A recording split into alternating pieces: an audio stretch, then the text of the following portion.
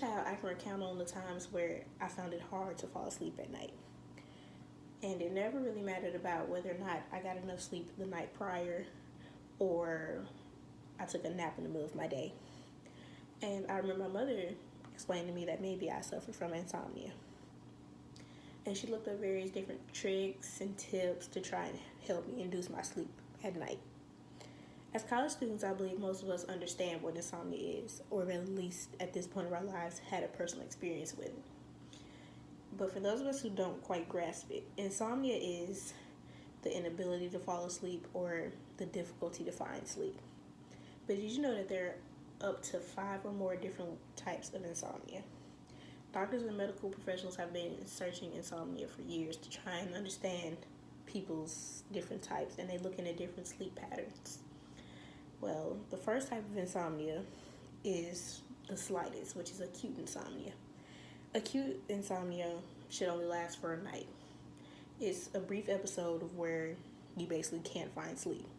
No matter how hard you try, no matter how long you toss and turn, you just can't fall asleep. Like I said, this should only be a one night thing. But then that takes us to the opposite of acute insomnia, and no, it's not obtuse insomnia, is chronic insomnia. Chronic insomnia basically is the opposite because instead of a one night thing, it's a 3-night thing. So generally 3 nights a week for 3 months or more, you can't find sleep. And this has many different causes that can vary. Unlike acute insomnia where it only happens because of a life event such as trauma or a major change, like a death in the family or a big move. That next takes us to comorbid insomnia. Comorbid insomnia is basically when anxiety or depression get to you. And the anxiety and the depression makes your body fight off sleep. Mainly it comes from anxiety, where you're so anxious about something that your brain tells the rest of your body to stay up. Well, such as you're starting a new job the next day, or you're starting at a new school. That's the type of anxiety that induces comorbid insomnia. Onset insomnia is one of the most basic forms of insomnia, next to acute insomnia. This is where you're unable to fall asleep at the beginning of your night. But once you do generally find sleep after you sleep for the rest of your night, then this takes us to the opposite of onset insomnia, which is maintenance insomnia. This is where you keep waking up continuously throughout your night. So those nights where you go to sleep at 12, but you wake up at 2, and you wake up at 3:30, then you wake up at 4:40, and then you wake up at 6:20. That's maintenance insomnia, which causes you to continuously wake up. Something in your body continuously wakes up. And generally, most people find it hard to fall back asleep after they suffer through maintenance insomnia.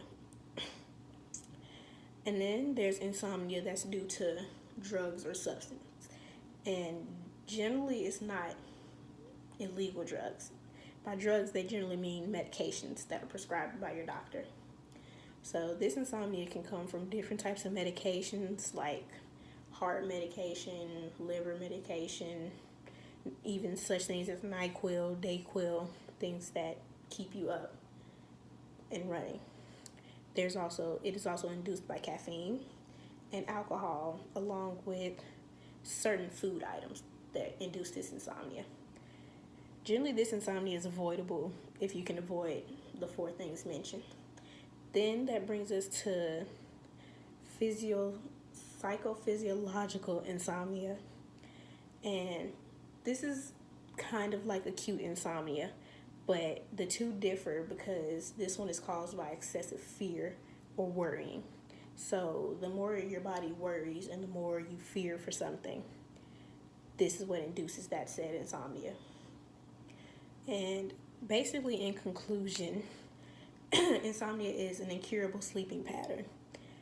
And to be diagnosed with one of these few insomnias, doctors will have to run a series of tests and look into your medical/sleep history. But Many people are still lost on what insomnia truly is. And as I said, it's a sleep disorder, and it has various different types that nobody truly knows about. But it's something that affects many. By many, I mean 30 to 50% of the American population. But most people still generally believe that insomnia is just insomnia, or that insomnia is just because they took a nap earlier or they got too much sleep the night before. But generally, if you find it hard to go to sleep at night, you probably have one form of insomnia.